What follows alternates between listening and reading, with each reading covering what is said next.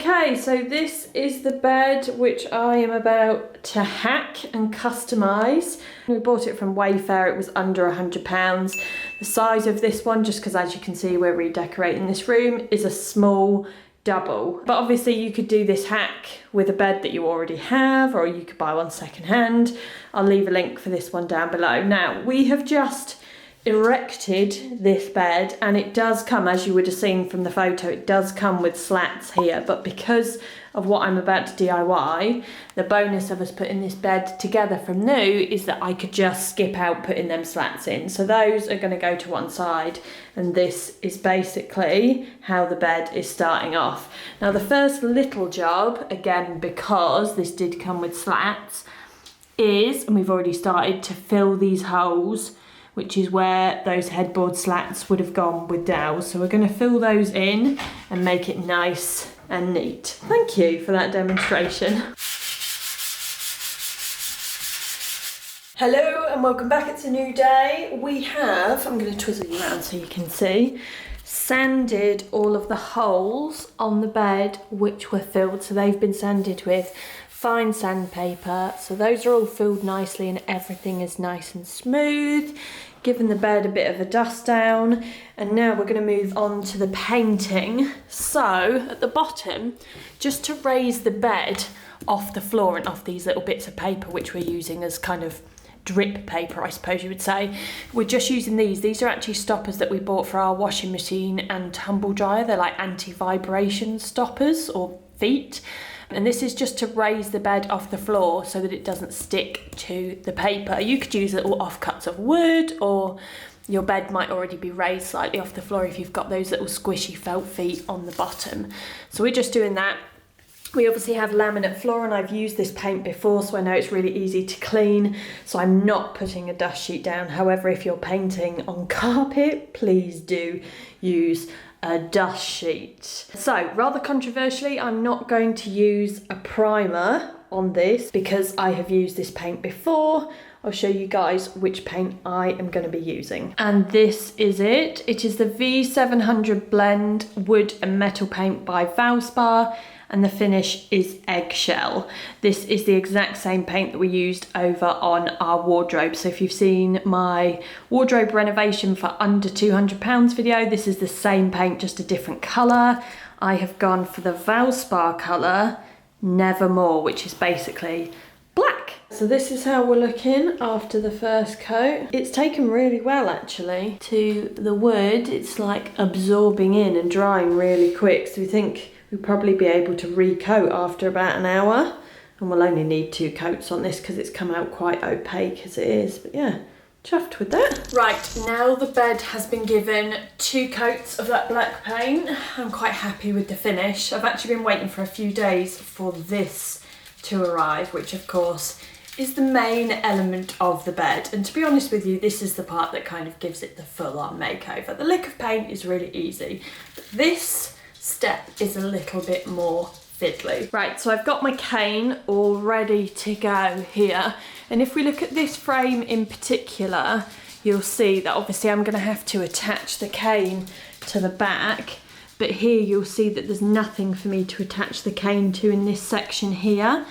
So what I've done is I've had to go and buy some wood. This particular wood is 15 by 21 millimeters, which I'm going to cut down to size, and this is essentially going to go in this little section from here to here, so that the cane obviously can be stapled onto this section and this section, but it needs something on the side because, as you can see, these panels sit in the middle of these posts. I was also a little bit worried that it might be too much cane running across and it might not have enough structure, so I have got a 3rd piece of that wood which is going to go in the centre just as an additional support bar. Right, so first things first, I need to measure these sections so that I know how long to cut each of these pieces.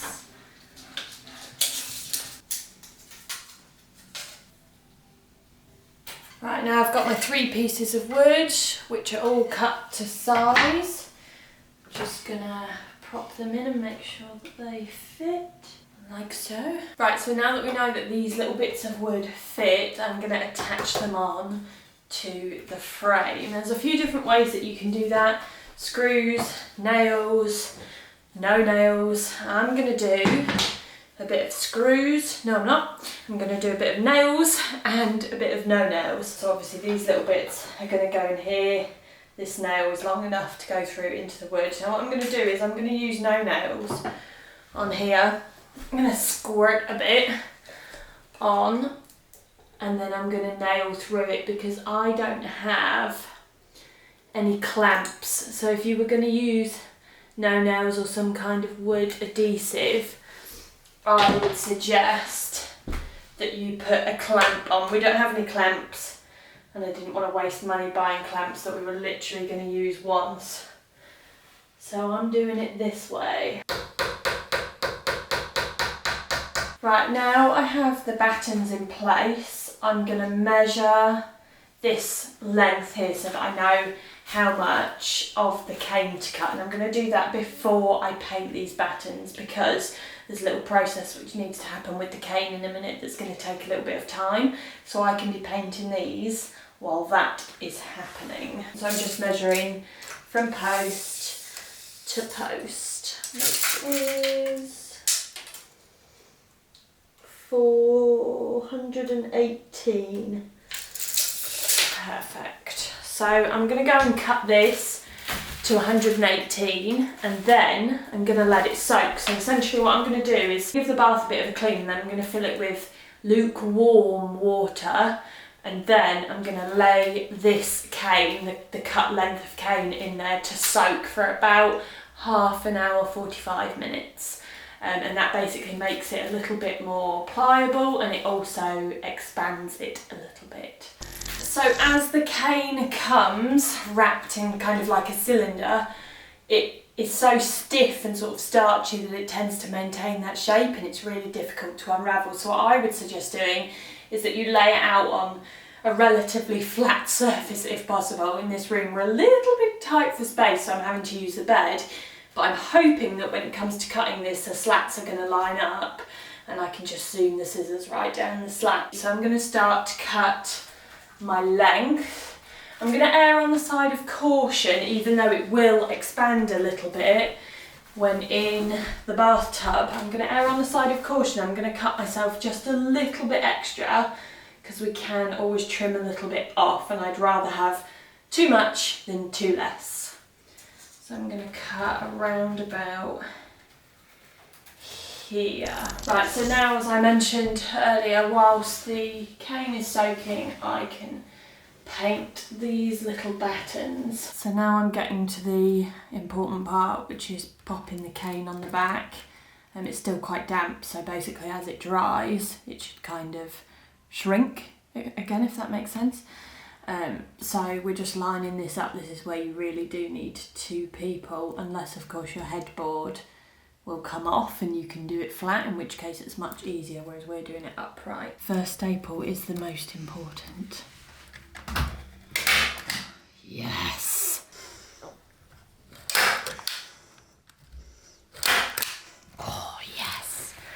Beautiful. We're looking quite good, but what I'm going to do along the back, Simon's just trimmed off some of the like excess cane from the edges, and what I'm going to do is just go and stick a load more staples all the way along, and then I'm going to add some adhesive over the top to stop this from fraying, so just to kind of fix that and stop it from unravelling, so that we can keep this beautiful bed forever and ever. Amen. Well, there you have it, guys.